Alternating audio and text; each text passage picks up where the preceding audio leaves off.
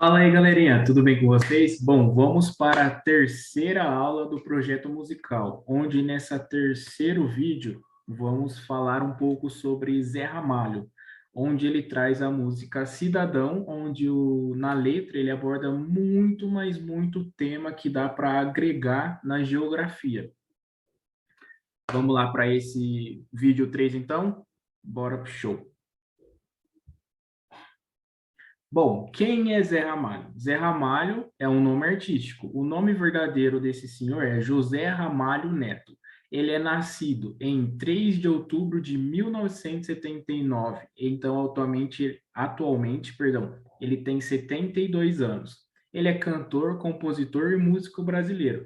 Ele se encaixa mais no gênero de blues, MPB, um pouco de um sertanejo ali. Bom, a música Cidadão, na verdade, ela foi composta, né, por um poeta baiano chamado Lúcio Barbosa, em 1970. Algumas curiosidades que eu vou trazer aqui para vocês sobre essa música. A curiosidade é que o compositor ele escreveu tendo como base a rotina, a realidade do tio dele, que se chamava Ulisses, que tinha feito essa migração do norte para tentar a vida em São Paulo e acabou passando por uns perrengues e trabalho duro e tudo mais. Bom, a primeira gravação, né, que foi feita dessa música foi feita por um cara chamado Zé Giraldo, porém ela não ficou tão conhecida assim no Brasil. Ela foi fazer sucesso mesmo, estourar nacionalmente na voz de Zé Ramalho, que é este senhor que está ao seu lado esquerdo aí da apresentação. Bom, embaixo eu coloquei todas as redes, todas as mídias dele para vocês pesquisar a música. É só jogar Cidadão Zé Ramalho. Já vai trazer já o vídeo da gravação dessa música por ele. Então, tem Spotify, YouTube, Instagram, é só colocar Zé Ramalho que já aparece em todas essas plataformas citadas, certinho? Bom, agora vamos falar um pouco sobre os temas que foi abordado nessa música. Bom, os temas abordados nessa música, primeiro que a música ela nos traz em cada estrofe dela, em cada verso, ele está conversando com uma pessoa e está contando sobre sua realidade, como que eu disse lá atrás, que é a realidade do tio Ulisses, do poeta, que ele fala que ele, no norte, ele passava uns perrengues, onde o pouco que ele tinha era para ele comer e tinha que vender e fazer todas as coisas que ele precisava. E no norte, todo mundo sabe, recapitulando as aulas de geografia, né? Em algum tempo, em determinados tempos do ano, a gente passa por uma escassez hídrica, né? Uma escassez de chuva, de água, onde eles têm que andar muitos e muitos quilômetros para achar algum poção ou água acumulada e tudo mais para dar para eles beber, para eles fazer comida, tomar banho, regar as principais culturas que eles fazem e água para os animais, tipo gado, cachorro e tudo mais. Bom, então, primeiro tema que a gente discute é a migração, onde eles saem do norte e vêm para São Paulo. E lembrando que em 1970 passávamos no Brasil por uma transformação, um crescimento e tudo mais, principalmente São Paulo, onde tudo acontecia ali. Ela estava em crescimento, em expansão de urbanização aí, segundo o conceito, urbanização de São Paulo. Então, ela necessitava de muita mão de obra para esse serviço braçal, onde tinha que construir prédio, construir casa, fazer o nivelamento, fazer asfalto e tudo mais, para que a São Paulo crescesse ainda mais. Então, ele veio de lá, do norte do Brasil, e veio tentar a vida aqui em São Paulo para ver se as coisas melhoravam, já que ele passava muito perrengue, muita dificuldade lá na cidade natal dele, ele tentou a vida aqui, onde tudo pode acontecer em São Paulo.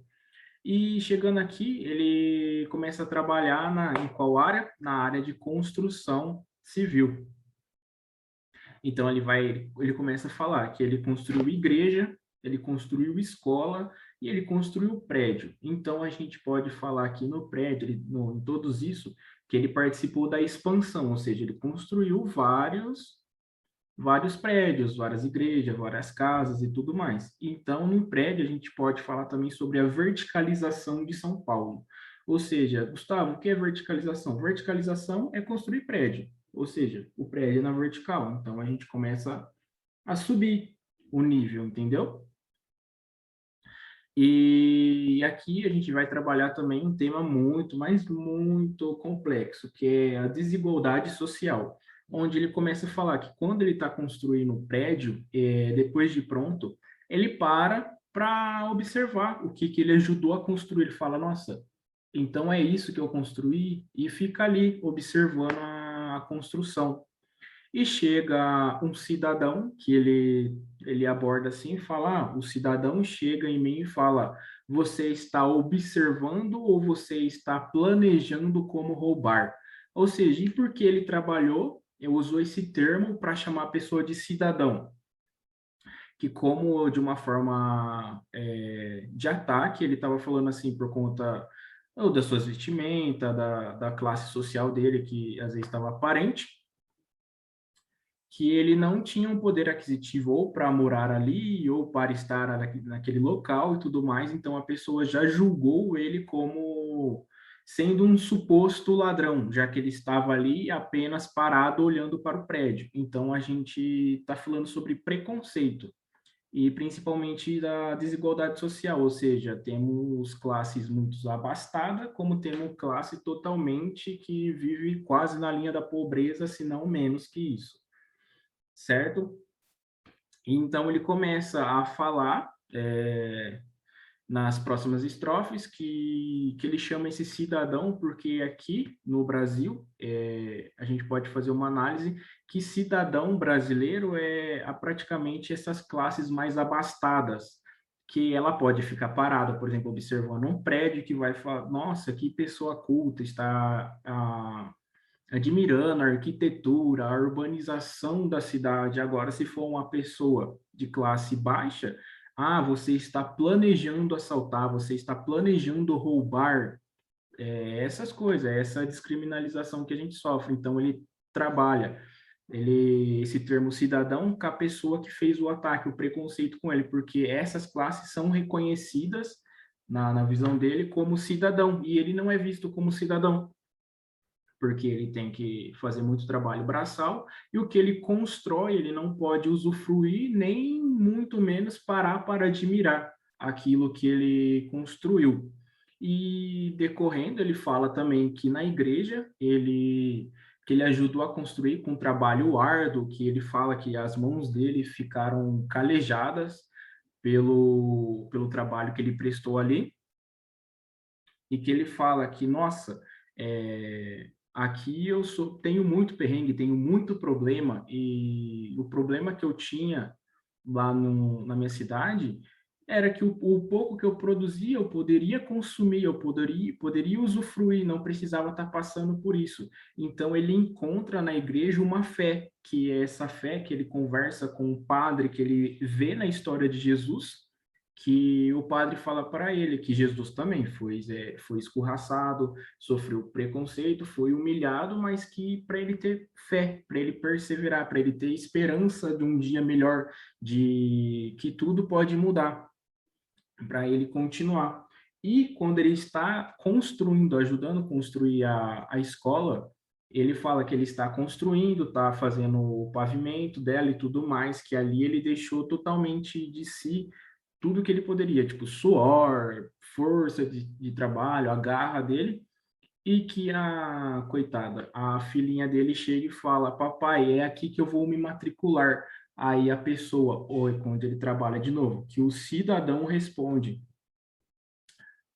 pobre menina, com os pés no chão, ela mal sabe que aqui ela não pode estudar, ou seja, outra descriminalização, porque ela, por conta que ele é pobre, que ele tem esse trabalho duro, ele não consegue pagar uma escola de qualidade para sua filha. Ou seja, ele está construindo uma escola para pessoas da classe alta, classe média, e a filha dele não se enquadra, ou seja, ela não pode estudar numa escola que o próprio pai ajudou a construir, entendeu? São temas que a gente pode pegar e pode fazer uma análise muito profunda da, dessa migração, de como eles são, eles ficam expostos a qualquer tipo de trabalho para tentar ter uma vida melhor, para ter uma vida melhor para a sua família, para os seus filhos.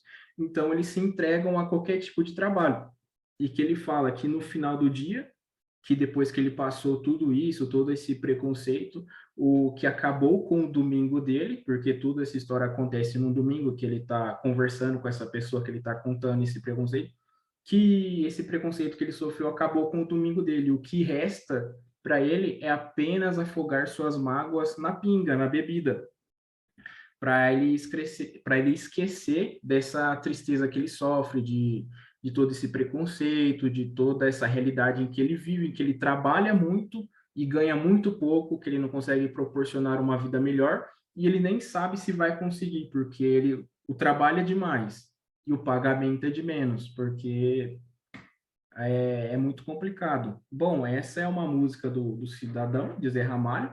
Eu indico muito para vocês escutarem. É uma música antiga, mas é de 1970, mas ela é muito atual, onde traz assuntos que a gente pode fazer um aporte, que a gente pode fazer uma associação com a realidade em que vivemos hoje, mesmo em pandemia e tudo mais, e ainda que muitos acreditam que São Paulo é onde você vai para postar tudo, ali é tudo ou nada, você vai sair da onde você nasceu, vai se afastar da sua família, para tentar ter uma vida melhor ali, por conta que São Paulo tem uma um grande número de pessoas que habitam ali, as principais empresas, a bolsa do mercado do Brasil está localizada ali, então ali é onde você arrisca tudo, ali é tudo ou nada. Bom, muito obrigado pela aula. Espero que vocês tenham gostado desse assunto e principalmente de aprender um pouco mais sobre esse tema com uma outra ótica, né, através de uma música, onde talvez vocês nem conheciam a música ou não pensavam nossa, quão profunda é essas falas que o Zé Ramalho canta nessas estrofes e tudo mais. E fica aqui meu agradecimento pela atenção e pelas pessoas que seguem. Ah, e não esquece de ativar o sininho, seguir, compartilhar, indicar para as pessoas, falar assim, olha, vem ver essas aulas do PIBID, que está fazendo um projeto super legal sobre música e tudo mais, certinho? Fechou? Tamo junto, é nóis, hein?